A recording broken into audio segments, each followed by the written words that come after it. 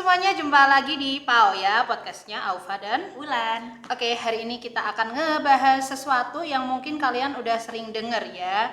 Ini kita akan ngebahas tentang racun ya, racun.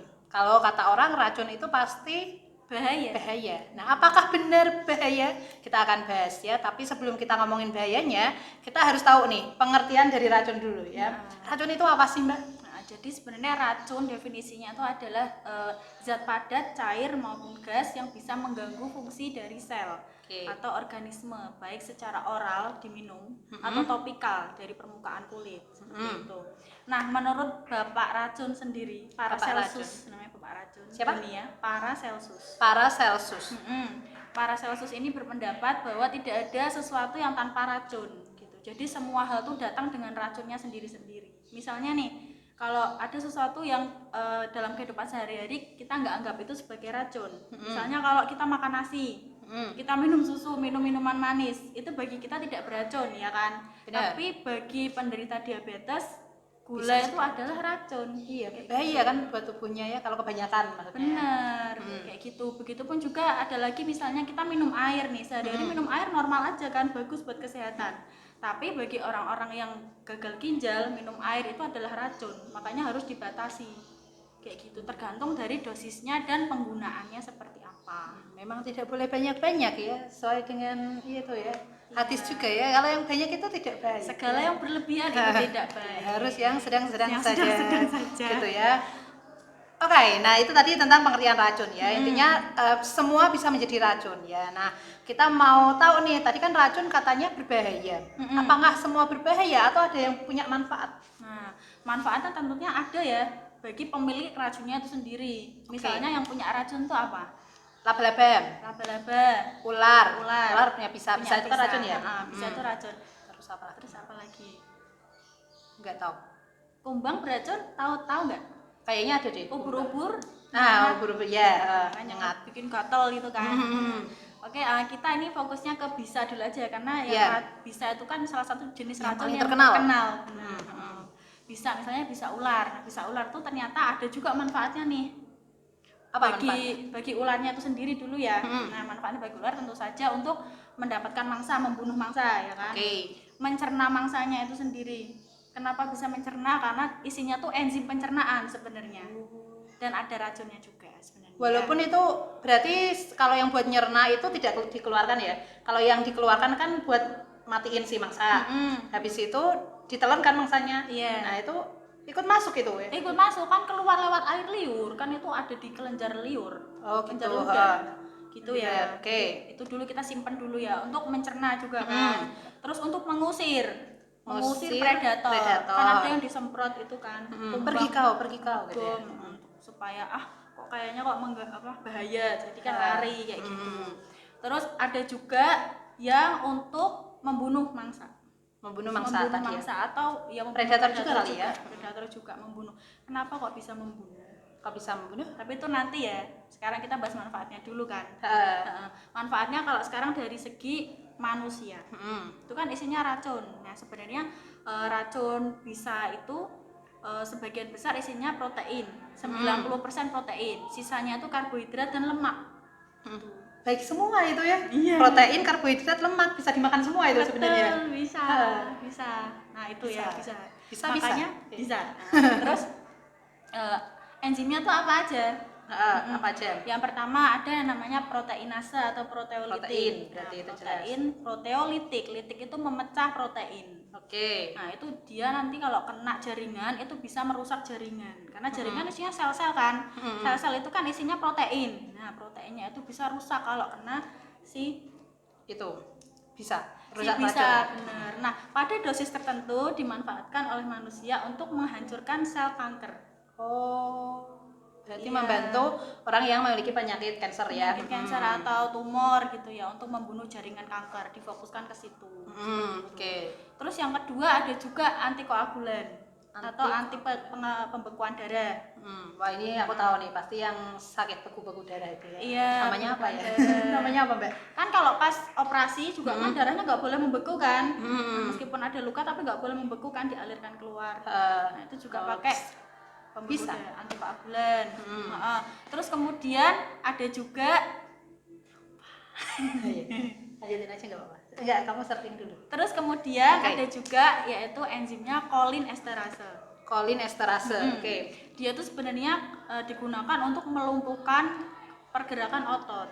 Jadi itu mengganggu persambungan antara sel saraf ke otot. Jadinya ototnya tuh lemah kayak gitu loh. Lemes. Nanti kalau kena tuh lemes. Nah, pada dosis tertentu si cholinesterase itu dimanfaatkan untuk orang-orang yang kena stroke atau gagal jantung, serangan jantung. Jadi untuk menekan reaksi, mengurangi reaksi seperti itu. Berarti kebanyakan manfaatnya ini digunakan untuk bidang kedokteran kan? Iya, tentunya. Gitu ya. Kalau diolah dengan baik bisa tadi tidak jadi racun, tapi Betul. bermanfaat gitu ya. Terus Oke. ada manfaatnya lagi. Ada lagi. Karena itu kan racun, berarti dimanfaatkan untuk pembuatan anti racun atau anti venom. Anti venom. Anti Oke. venom. Nah, oke, itu dulu ya. Iya. Mau tanya lagi nih ya, Yeah. nyontek dulu.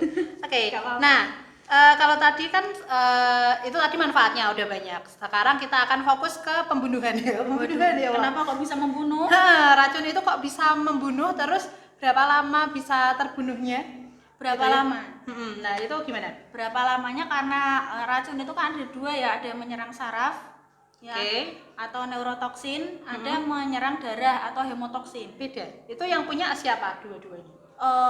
Hewannya Random. beda nggak? Oh, Itu random. kita fokusnya ke ular aja ya. Jadi ular tuh kebanyakan ada yang punya neurotoksin, ada yang punya hemotoksin, ada yang punya dua-duanya. Oh gitu. Kayak gitu. Nah, neurotoksin itu kan berarti menyerang neuron ya tadi ya. Ada enzim cholinesterase itu tadi ya kan, neuron atau sel sarafnya. Sarafnya lumpuh mati dong ya. Benar. Terus ada juga yang hemotoksin. Hemo itu kan darah. Jadi menyerang sel-sel darah. Kalau sel-sel darah berarti digimanain darahnya? Kenapa? Dipecahin sel-selnya. Jadi yang tadinya hampir bulat itu ya, hampir Iya, bulat kan? bulat. Terus nanti dia pecah. Nah, kenapa pecah? Karena membran selnya itu dilarutin. Dilarutkan dengan namanya enzim fosfolipase A2. Fosfolipase A2. Oke. Kan membran sel itu kan terdiri atas fosfolipid kan. Fosfolipid bilayer kalau kalian ingat ya pelajaran kelas 2. Nah, dengan adanya fosfolipase A2 itu nanti bisa meluruhkan membran sel. Jadinya isi selnya tuh keluar. Jadi banyak sel-sel darah itu yang pecah. Akibatnya kita mengalami perdarahan secara sistemik seluruh tubuh, mulai perdarahan. Darahnya tidak, ya itulah ya pokoknya.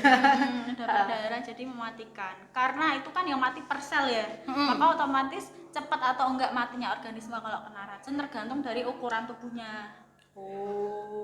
Tergantung sama imunnya dia juga nggak?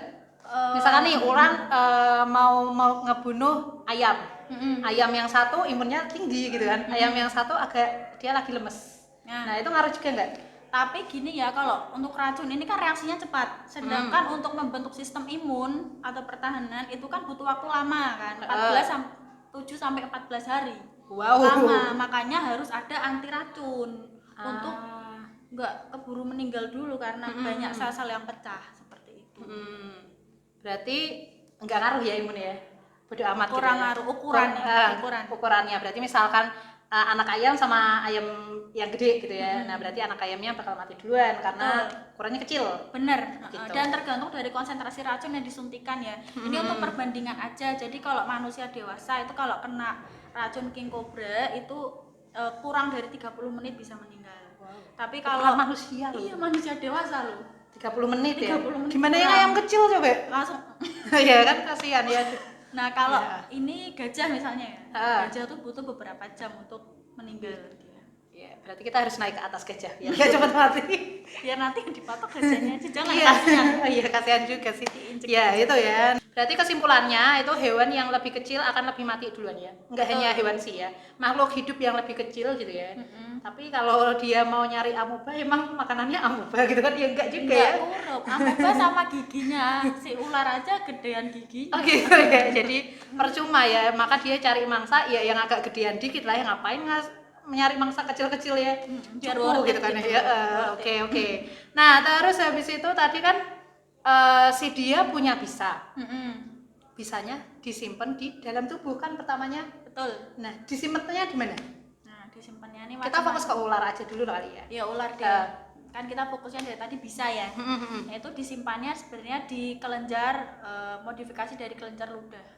Modifikasi kelenjar ludah. Kita kan juga punya ada kelenjar kantungnya gitu di sini. Iya, ada kantungnya. Kantungnya itu kan terisolasi kan, sebenarnya dia tidak masuk ke pembuluh darah. Jadi ada saluran pembentuk ludahnya dia sendiri, saluran pembentuk ludah, dan di situ ada racunnya. Dan dia nanti keluar lewat saluran di giginya, taringnya. Berarti nggak besar dong, orang mulutnya aja kecil dia kan? Ya nggak besar. Nggak terlalu besar ya. Tapi produksinya bisa banyak.